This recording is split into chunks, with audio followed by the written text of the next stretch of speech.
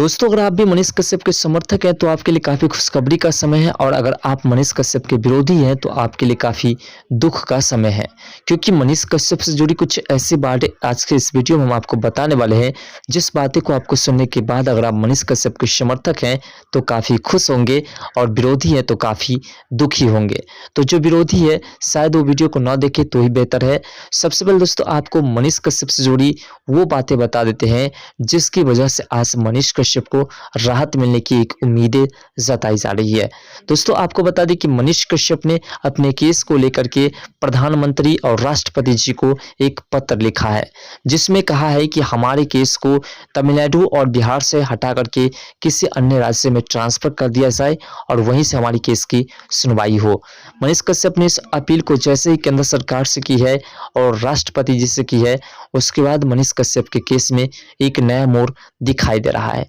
और मनीष कश्यप को बहुत जल्द राहत मिलेगी, इसकी उम्मीदें भी जताई जा रही है।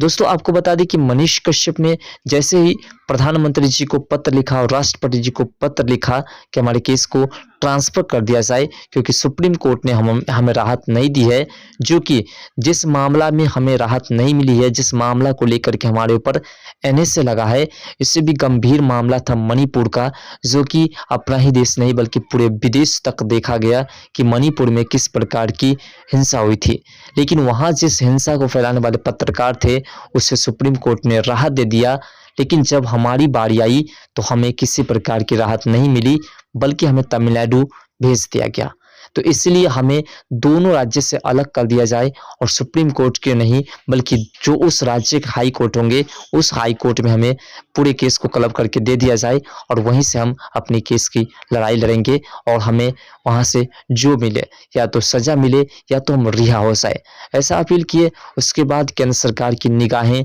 सुप्रीम कोर्ट के उस आदेश पर गई, जिस आदेश को सुप्रीम कोर्ट ने दिया था कि अगर कोई पत्रकार गलत रिपोर्टिंग कर देता है तो उसके ऊपर कार्रवाई नहीं होगा। इस बात पर जैसे ही केंद्र सरकार की नजर जाती है, उसके बाद मनीष कश्यप की ओर भी उसकी नजर जाती है और उसके बाद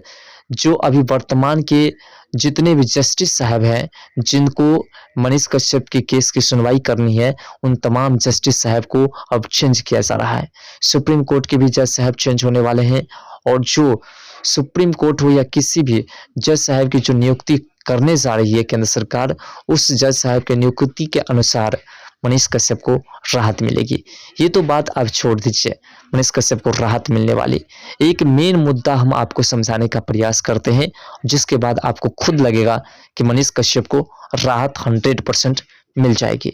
आपको बता दें कि एक ऐसा अब कानून प्रावधान बनाया जा रहा है, केंद्र सरकार ने कहा है कि 150 वर्ष पूर्व जो हमारे देश में सुप्रीम कोर्ट या किसी भी कोर्ट द्वारा जो एक निर्णय लेकर के चलाया जाता था, उस आदेश को अब समाप्त कीजिए और नए तरीके से कीजिए। आप मान लीजिए कि कोई व्यक्ति बिहार में है और उसके ऊपर अब मुंबई में केस दर्ज हो जाता है और अगर उस केस की सुनवाई होगी तो सोचिए बिहार से मुंबई जाना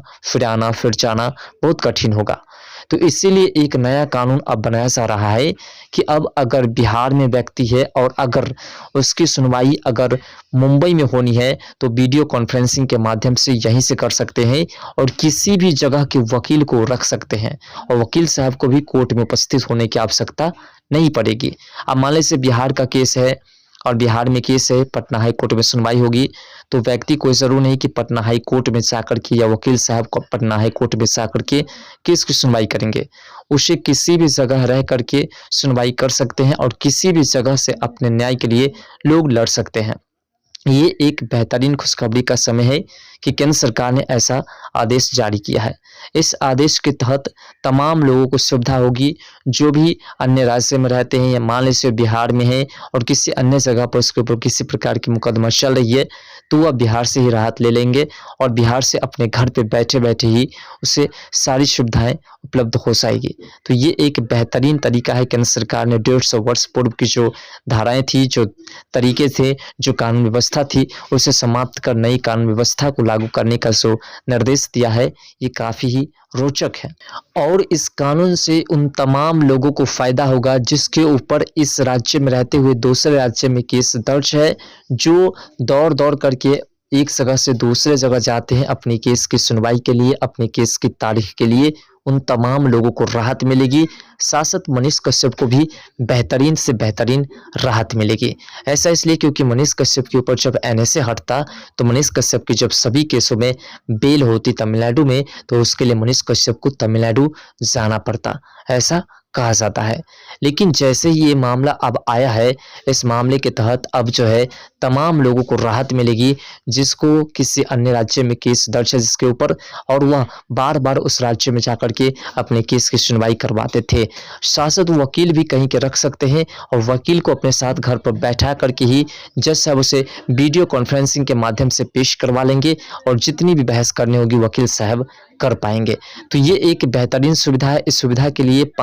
7,500 करोड़ रुपए की लगभग लागत केंद्र सरकार ने दिए हैं ये व्यवस्था को लागू करने के लिए, और 150 वर्ष पुरानी जो व्यवस्था चल रही थी उस व्यवस्था को केंद्र सरकार ने कहा है कि आप उसमें परिवर्तन कीजिए और एक बेहतरीन रास्ता अपनाइए, जिससे कि तमाम लोगों को फायदा मिल सके और तमाम लोग जो इधर से उधर भटक करके अपने केस की सुनवाई कराते हैं, वो घर बैठे या अपने राज्य में रहते हुए ही तमाम कार्य कर सके। तो सोचिए कितनी बेहतरीन बातें हैं, और इससे मनीष कश्यप को फायदा कैसे होगा ये समझिए। देखिए, मनीष कश्यप के ऊपर कई केसेस दर्ज हैं। मनीष कश्यप को हो सकता है कि बहुत जल्द बेल मिल जाए, और जैसा कि माना जाता है कि मनीष कश्यप के ऊपर से एनएसए भी अक्टूबर से नवंबर के बीच में हटने जा रहा है। तो जब एनएसए हट जाएगा तो मनीष कश्यप को तमिलनाडु जाना पड़ता। तमिलनाडु जाकर के वहां से तमाम केसों में उसे बेल लेकर के पुनः, ऐसे तो बेल उसे 6 केस में मिल चुकी है, लेकिन उसे फिर से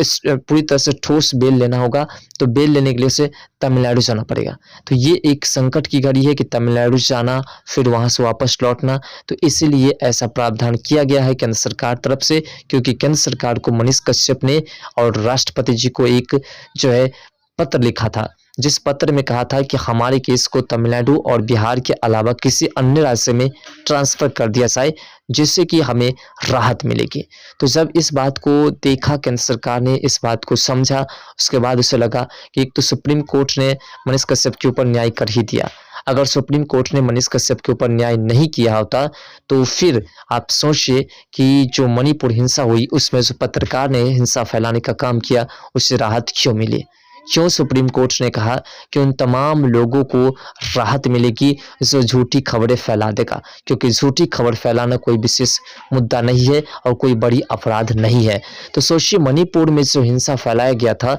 उसमें तो बहुत बड़े-बड़े लोग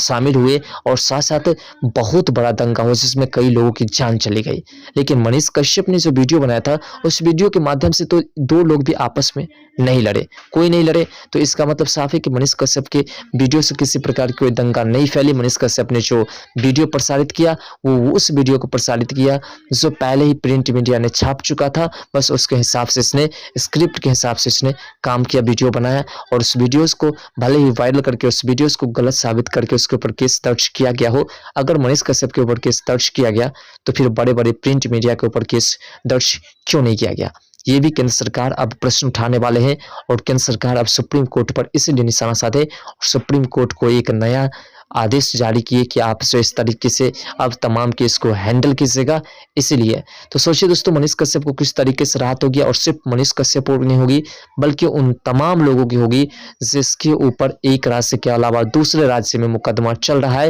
और उसको लेकर के उसे बार बार इस राज्य से उस राज्य और उस राज्य से इस राज्य करना पड़ता है। तो दोस्तों, आप क्या सोचते हैं इस मुद्दे को लेकर कि आखिर ऐसी जो प्रक्रिया हो रही है, केंद्र सरकार ने जो ऐसा कानून व्यवस्था बनाया है, इससे किसको फायदा होगा या नहीं? कमेंट सेक्शन में अपना राय जरूर दीजिएगा कि आपका क्या राय है। और साथ साथ दोस्तों, I support Manish Kashyap comment section में जरूर लिखिएगा, और आप भी मनीष कश्यप के